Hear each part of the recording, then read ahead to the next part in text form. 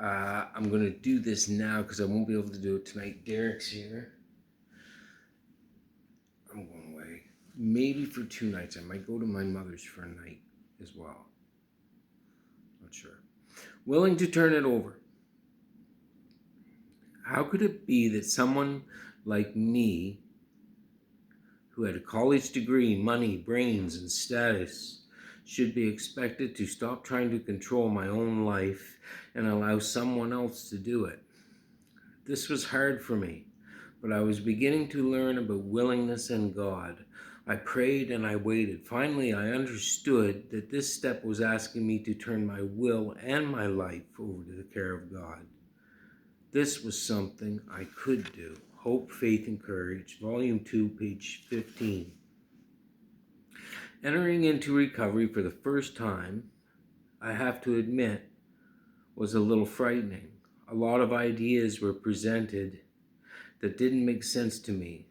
Honestly, some of them flat out scared me. The idea of having a higher power was okay, but having to trust and pray to him was a little too far-fetched. When my sponsor set me down and we did the first 2 steps, I had no problem admitting complete defeat and coming to believe. However, I had a very hard time with making a decision to turn everything over to God as I understood him. My sponsor asked if I was willing to at least try, and I was. I proceeded to tell him, think of it as God who understands you. This change in perspective made all the difference in the world. No doubt, back then, I didn't understand God. I just knew, as one of my truths, that many events had happened in my recovery life for which I simply had no explanation. This alone seemed to indicate a power greater than me at work. After I became willing to accept the idea found in the 3rd step, many other opportunities and insights revealed themselves to me. One simple way to look at it, which has helped me through a lot of trying times, is I can't, he can. Let him. I cannot control my life. I've already tried and it doesn't work.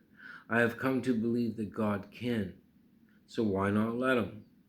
Once I was able to internalize this piece of the recovery puzzle, the rest of the steps came more easily. I am so grateful to have found the willingness needed for step 3. Much of my early step work was unlocked by this key. The means to an end doesn't really matter. Only my willingness to complete this vital step and continue working on it, and continue working on the remaining steps. So just a suggestion, if you're involved in any outside recovery stuff, just almost like triage. Just do what they ask at first to the best of your ability. Do what they ask at first to the best of your ability. Steps 1 through 12 as outlined in whatever book you're into. But I grew up in Alcoholics Anonymous. I don't know how many times I sat down, a lot of times with a lot of men, sat down and went through the steps as outlined in the big book. That was just really to stop the bleeding. That wasn't it for me. Some people have done it once, never done it again in their lives. I'm continually in step 10, 11, and 12. And I can go weeks, sometimes months, and not even speak at a secular meeting or be seen. But I'm still out there living in steps 10, 11, and 12. Carry this message. If there's a contradiction, I'll find it. When anyone anywhere reaches out for help, anyone, anywhere, not just an alcoholic in my own hometown or my city, I want the hand of AA to be there.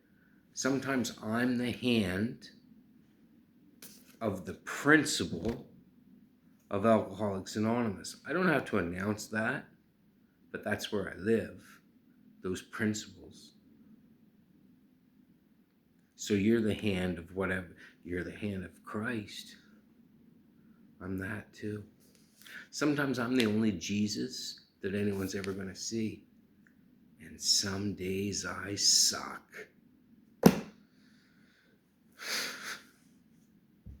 Have a great day. I probably won't see you for a couple days. I don't know unless it's a thing. I'm developing quite a bond with Derek and this screen. We're connected.